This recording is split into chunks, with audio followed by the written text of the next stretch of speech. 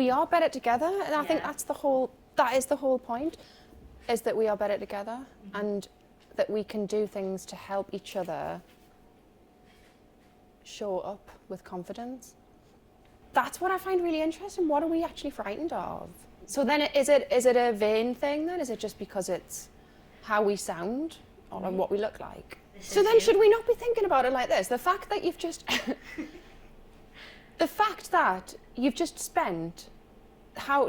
taken how many selfies, and then you've taken however long to write this post on Instagram, and yet you're not bothered what people say about it, even though you've just spent a week constructing it, which means that must be your absolute best work that you've ever done. Because if it's not, then why? But yet, but yet we're worried about people judging us when we just say something off the cuff like that. So therefore, I shouldn't care if somebody I shouldn't care what people feel about me, or what people think about me, or what people say about me when I start this podcast. Absolutely. So therefore, I don't care. But I do, but I'm going to deal with it. One of the best ways to feel more confident about showing up as the face of your business, or talking about your business, or even, you know, whether it is putting a social media post or being more out there on LinkedIn, I think it's really important to understand who your audience are and what it is that they care about. And I think if you know who they are, we were talking about this the other day, if you know who they are, you understand what it is they care about, what they want to know about, what they don't know about, and how they want to hear about it, then in theory, you shouldn't be worried about what people say.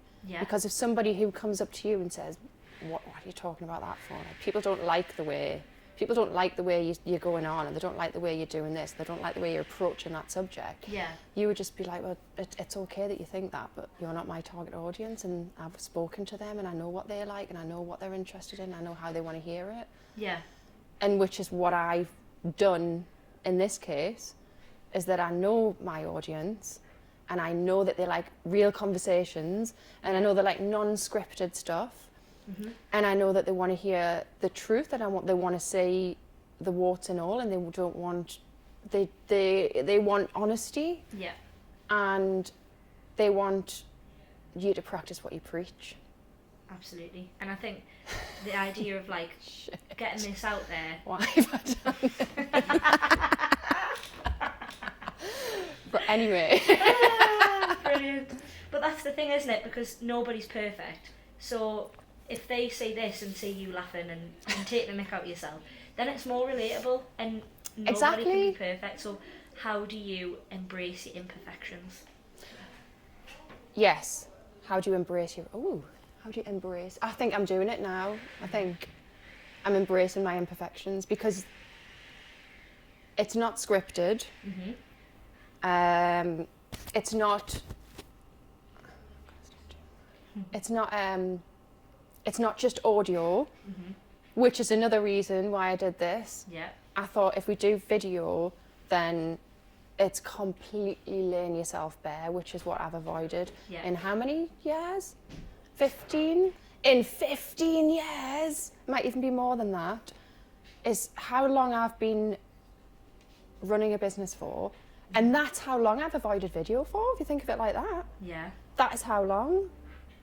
So, and then it was only last week, wasn't it, that you mentioned it, and I said, I've always wanted to do that. We don't do things by us. Well, why haven't you done it? Well, I'm doing it. I'm just going to do it. Why not? And I think that's how I work. I think it's a stubborn thing as well. I'm quite stubborn, so if I say I'm going to do it, like I'm just going to do it. So if it fails, then let's just fail publicly. Not fail. Let's learn. So if I had, for example, if we'd gone down, when I was just talking about the reels, if we'd gone down just that route, I would have literally stared at a blank sheet of paper for ages going, well, I would have been able to written?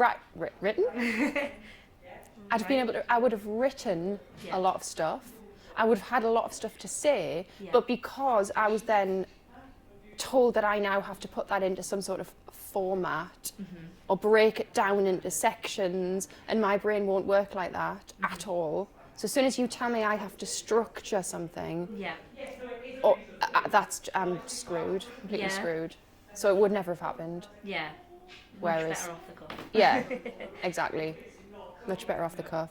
So do you want to talk a little bit about what you do, what your business is, how you got there? No. Great. Next question. No, I genuinely don't. Yeah. That's fine. I don't know if that's a good or a bad thing. I think I'll tell you why, actually. I think it's because I want this to not be about me. I want it to be about us. Yeah, as a collective. As a collective. Yeah. And I'm only doing this. Like I said, there was one selfish part of it, if we call it selfish, was just because I want to get over one of my fears, which is video. Yeah. For sure. If there was no camera right now, I'd be just absolutely fine. But because there is, like, I'm internally, like, feeling sick. Yeah, but you're actually doing it, so you've... I know, exactly, so I'm doing it. So there's my selfish bit out the way, done. The other reasons, all of these reasons are about other people. Yeah. Or, sorry, us as a collective. They're about understanding. So what I was speaking to Neil about before was I'm really interested in about the psychology of why we are actually scared of this. Yeah. And do you not think, you know, when I keep coming back to that we're better together. Yeah. Do you not think us two sitting down, like if you said you wanted to do X, Y, or Z, and you were terrified of it, that if I said, right, I'm virtually coming with you to do it, you would probably more likely do it, wouldn't you? Absolutely, yeah. So therefore, if we can make this about hyping each other up, but also tools, because and that goes back to the brand. And so my passion is you know, I live, eat, sleep, breathe brand. I love it, and one of the reasons that I love it is because it's about getting that clarity and personal branding. I think that's become too scripted now. Yeah. And also I am passionate about entrepreneurialism, running a business, starting new things. The whole business journey isn't just about making money. Yeah. It's about the person that you become along the way. So me doing this right now, when would I have ever overcome this type of fear if I was working 9 to 5 for somebody else? Yeah. That type of thing doesn't happen very often. And all of the things that I've learned about myself and all of the times I've had to push myself out of my comfort zone have been because of the opportunities and the places that you put yourself in because of growing a business. Yeah. And the community of people like all of you guys, you. It opens so many I doors. wouldn't have met you guys. Yeah. And that's another just incredible, amazing thing. Yeah. And I think if you just have a feed on Instagram or my presence on LinkedIn, we're not going to create a kind of community. And I think you can do it within a Facebook group, I know that. But there's another thing, I've never talked about that actually. Never actually talked about this. I started a Facebook group and I was really excited about it. And then just kind of thought, I hate this is awful. And it was because the only way to actually have those conversations was to go live in my Facebook group. And I did that once and it was really bad. And I suppose you're on your own then, aren't you, on your live? Like, it's horrendous. How do you talk to the camera without... I couldn't. Yeah. I wasn't even me. It was just shit. Yeah. It was really shit. And that group, I don't even know if it might even still be there. I don't even think I've closed it. Yeah. Brand Central, because I thought it was a cool name at the time. Central. And those 100 or so people that are in it, if they ever hear this, I'll be like, God, that was really disappeared off the face of the earth. So that's just me owning another learning, not failure. Yeah, what did you learn? I learned that I hate Facebook groups. I hate them, and you're still having. I thought it was going to be more of a a community in a sense that it isn't, because it's still just a feed. Yeah. And it's great for some people, and some people love it, but it's not great for me at all. But yes, it was still just a feed. Yeah. The only way for you to feel more like it was a community is if you, like I say, if you go live and then get people who are gonna be online at the same time. But even then, you've got to read the anyone who has ADHD or my type of ADHD will know that you can't have a conversation and read what's going on at the same time. Just impossible. Yeah. And I think, like, with being in a group like a message or even online, you don't get that same connection that you get from having a genuine conversation with somebody. Exactly. So it's back to, I feel like this already, and I'm not going to avoid putting this out there, even if it's shit. I'm not going to avoid putting it out there, and I'm not going to avoid trolls.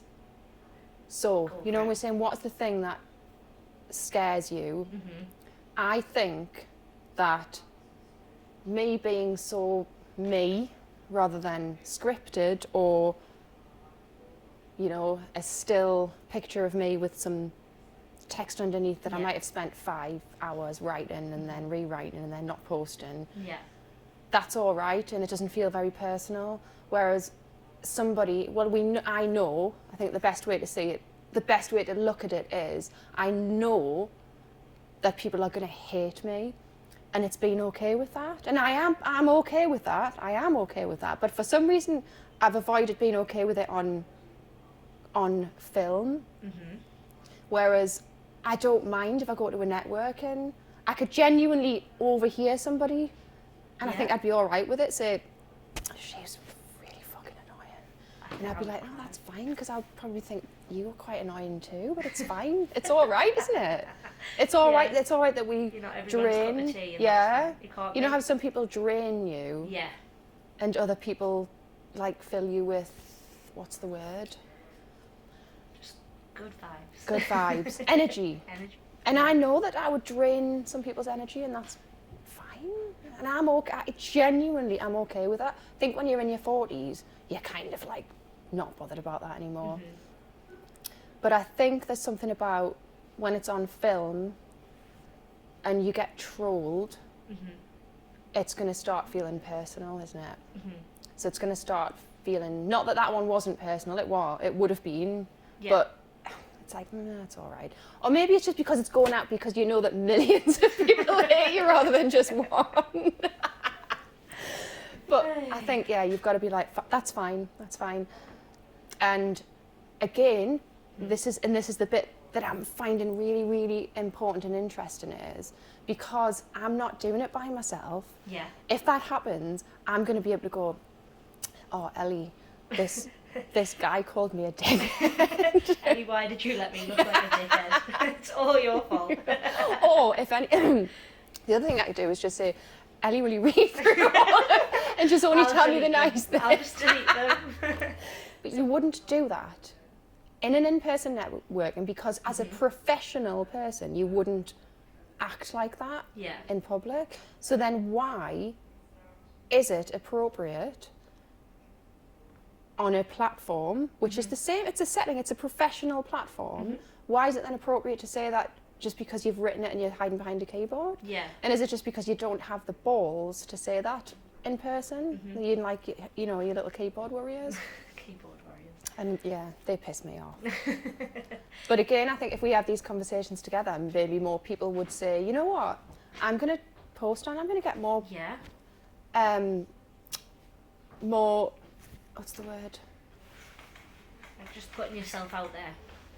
Yes. I'm going to get more involved in LinkedIn, and I'm going to show up more because we're talking about this now. And actually, if I do get some shitty man or woman say something to me, well, I'll just tell you guys about it, and then we can all laugh about it together, and then that makes it easier.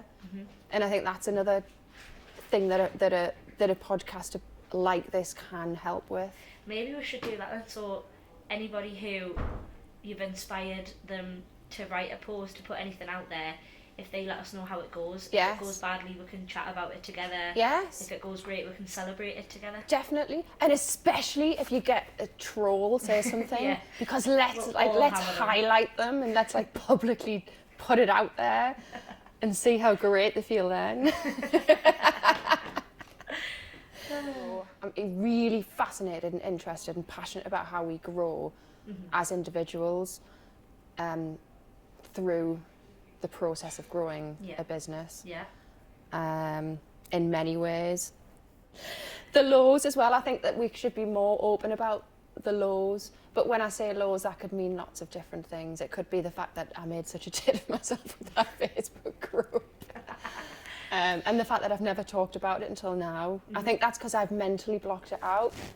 Yeah, I will check that if it has been closed or not. But I'm quite good, I've noticed, at pretending things haven't happened so that I don't have to deal with them.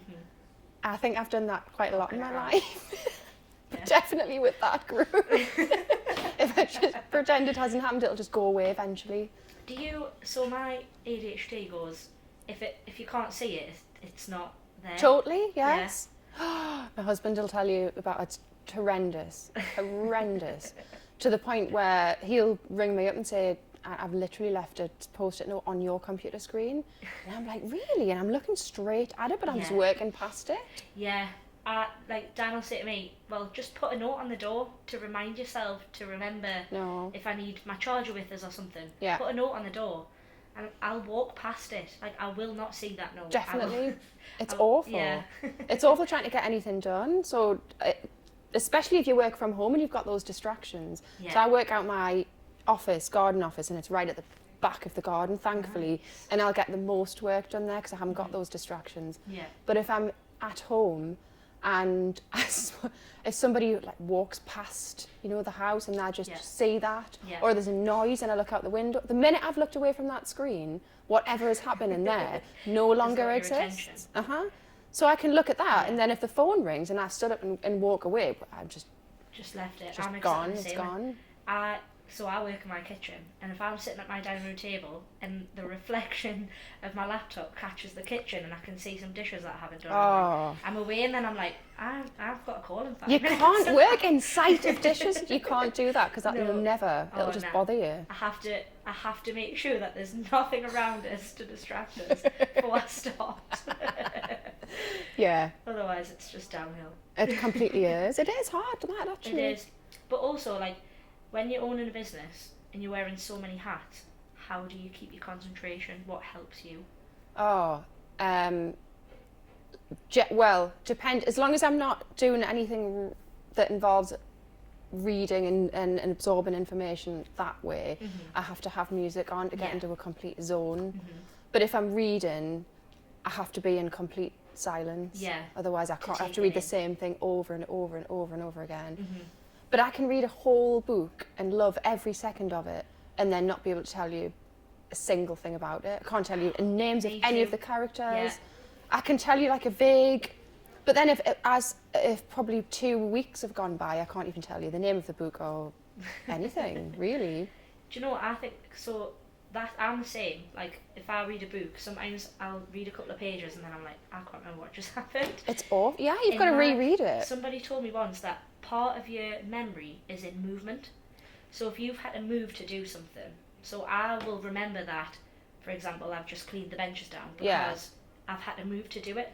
But I won't remember that did I just send that last email? I don't know, because I haven't had to move to do it. I wonder if that's because you've got 2 different things going on, so your brain has to think. Because I was doing something about, so my presentation at the uni I was doing the enterprise weekend for Northumbria Uni on Saturday, and I did a little test with the students to prove that we were talking about the power of visuals, how important visuals were, and one of them was simply just illustrating that how much better you'll remember something if it is supported with a visual.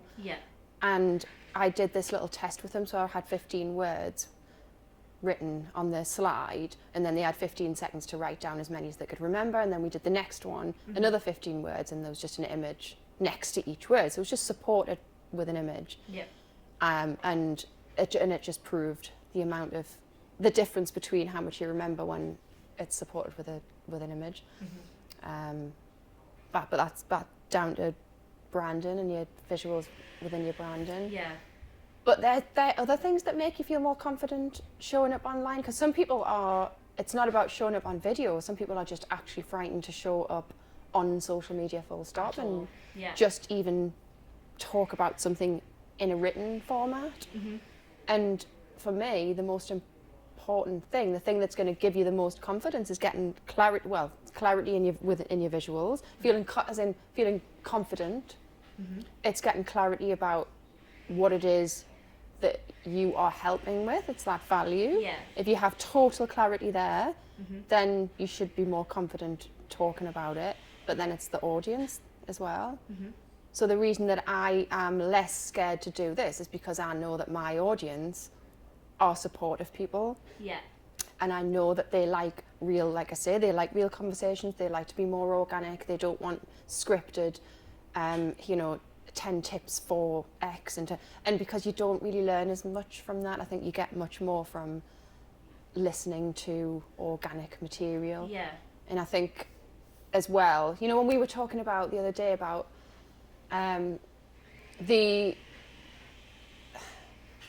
you show more how well you know a subject by being non-scripted with it. Yeah. So anybody can learn something or read about something and say, I'm just going to talk about this. But I think it's those people that go off script that give you the most value, because anybody can Google 10 tips on how to do X. But it's the other bits that help. It's the other bits that give you the value. And there would be no point anybody working with me if they weren't prepared to laugh at themselves, because we wouldn't gel, because I would probably laugh at something that you had done and you'd then take offence at that. We talked about this the other day, didn't we, about somebody who can't take the mick out of themselves. It's like there's a barrier. Yeah. There is. Yeah. And so people who... there is a barrier. That's what I was saying to you, wasn't it? So, and I know that there are people who don't laugh, and that's fine that you don't laugh. But I always find that if I speak to somebody who doesn't laugh or take the piss, first of all, it means I can't take the piss out of you, because you're going to take offence. Yeah. And then I would struggle, because then I would be zapped of all my energy, because I can't laugh and take the piss. Yeah. And then the other thing would be, that means I have to be different now, doesn't it? I have to be different in order to, You have to change talk. Yeah, so I'd have to change my personality and my persona and everything about me. Yeah. But no. It does, doesn't it? That But I sounds get it really though, because bad. if you have to change who you are, then they're not getting Yeah. they're not getting the best out of you, because you're Exactly. so focused on not taking the piss out of somebody. Which is another reason you've got so true. Yeah. Which is another reason why you've got to do this. If you are a coach, consultant, if you're going to work one-on-one with somebody, but even if you're just, even if you're an accountant or a bookkeeper and you work one-on-one with your clients, your customers, it matters to them what you are like. Yeah. So I know that I have done countless times, if I've been looking for somebody to work with on whatever, it's not until I either hear their voice or see them on video somehow that I know whether they're the right person. So I categorically have not worked with somebody based on the fact that they were too serious.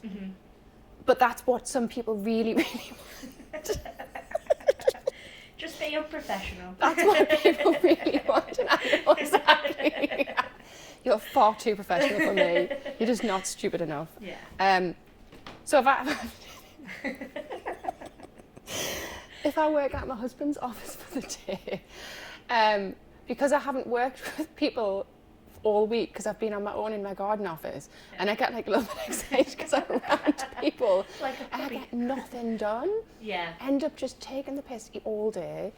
Amelia, his ops director, I love her to bits, and we just end up just bantering and being stupid all day. I leave stupid sticky notes on his computer. knobhead or something stupid. I was frightened. Just as I'm walking out the door, I know you said. But you've done it anyways. Brilliant. Yeah, just you've got to be stupid, haven't you? You've got to have a laugh. Absolutely. You've got to. And Gets you through the day. It does. You laugh or cry sometimes. That's exactly. I remember something bad happened to me once, and I remember somebody specifically saying to me, as I was talking about it, they said in quite a serious voice, "So, why are you laughing?" As if telling me that, as if to say, "Do you need to?" And I was like, "Well, because I'd rather just laugh about it. I'm not saying that it's not something I need to deal with. I do need to deal with it, but it's still all right to laugh at it, isn't it? Wow." We can still have bad things happen and laugh that they've happened to us and still know that we maybe need to talk about it and dig deeper and deal with it. Yeah. But laughing is always, it's always the right thing to do. Yeah, definitely. Unless it's at a funeral. It's frowned at, then, isn't it? Even then it's a good thing if it's my dad, and everyone knows how, like, anyone knows me, I'm a proper daddy's girl. He was about 2 years ago now, and I had I didn't obviously, but I had the entire room laughing in the middle of his funeral because we read something out that he did, and it was so hilariously funny that the whole room was crying laughing. Yeah. So yes, it is even appropriate at a funeral. Anyway. To say that. Oh, it's brilliant. Oh, what else? The trolling I've done, the failure I've done. Oh, Gary. This made me laugh this morning. Gary V said this morning that somebody had come. Sorry. Wait. Somebody had come. It's not. I'm not laughing at the actual person. It's just that it is funny though. You know how people come and ask him questions and he just answers quite bluntly. Yeah. And one of the questions was, he started doing content, I don't know if it was TikTok or whatever it was, anyway, started doing content and it's not getting any traction. And he just said, it's because you fucking stink. I've seen this. I've seen this. Okay, I'm not laughing at the person, right? I'm just laughing at the... He said it's because your content sucks. And then his point was, when you're happy that you suck, that's when it's okay, because that's when you can fix it. Yeah. So like that's why I'm laughing about the fact that my Facebook group sucked so much because, well, imagine if I just pretended that it was like good and just continued it for years. I've seen just that. Sucked for years. Yes. I've seen that, and he said if you accept what I say, then you know that you need to grow, and if you're not accepting it and you're offended, then that's where the problem is. Yeah. Because you're never going to be able to grow. And don't go to Gary Vee and ask him a question if you want him to lie. Like, just what's the point? You know what I mean? Yeah. Oh, He's God. very straight to It the was point. really funny, though. He is so... But he doesn't laugh very much either, does he? No. I laugh at him, but he's not even trying to be funny. He very rarely laughs. I wonder if he Strange. laughs off camera, though. Like, He must just do. see the bits. I guess you can't really say, because you fucking suck, and just piss yourself Start laughing. laughing. Learning to get confident and being confident, showing up, whether that is even just writing a blog, that might be you might be terrified to do that. Yeah. Whether it's showing up on video, whatever it is, if you don't do that confidently, that directly impacts your brand in so many negative ways. So you have to do it. You just have to do it. Yeah. Yes, it's taken me 15 years, but we'll not talk about that. But now that I've done it, I can actually go, just do it. Yeah. I've done it. Yeah, so not showing up confidently has a negative impact. If you're going to be shy and hide away, then nobody understands. Well, first of all, they don't know who you are. They don't know if you're not confident enough talking about what you do, then people aren't going to believe in it anyway. You have to show up. Yeah. Online. So show up and just that's the wrong word. Be okay with the fact that some people aren't going to like you. And well, it would be worse to be somebody who thought that everybody was going to like you, wouldn't it? Yeah. Because that would be a bit vain. let's embrace it. Let's just start showing up. Even if you're very serious, we'll still have conversations with you, as long as you're all right with me taking the piss out of you. And let's just be okay with the fact that people aren't going to like us and they're going to say shitty arsehole things about us, but we'll just talk about them. Yeah. And we'll laugh about it, but we'll do it together. Yeah, we're in it together. And that's the purpose of this podcast. And it's like what we all know as business owners is that the only way to know if something works is to test it. You've got to test the market, you've got to test the market, and you've got to test the market again. That's the only way to do it. So I would be mad to say, well, I'm going to make this 20 minutes. Oh, that's not testing the market. I have to just do it, and I have to do a few different variations, and then see what works for everybody, and test the market. Yeah. And if it's not working, then, but again, and like I've said from day one, if this doesn't work, it doesn't work. But at least I've tried it. Yeah. And at least I can now say to other people, well, you've got to just get out there and do it. Yeah. Done, not perfect. Yeah. Done is all. And then nobody can turn around and say to me, well, you never did that thing you said you were going to do for 15 years. Like, yes, I did. It's, if you look through my feed 5 years ago, it's that thing that was shit. Right next to the Facebook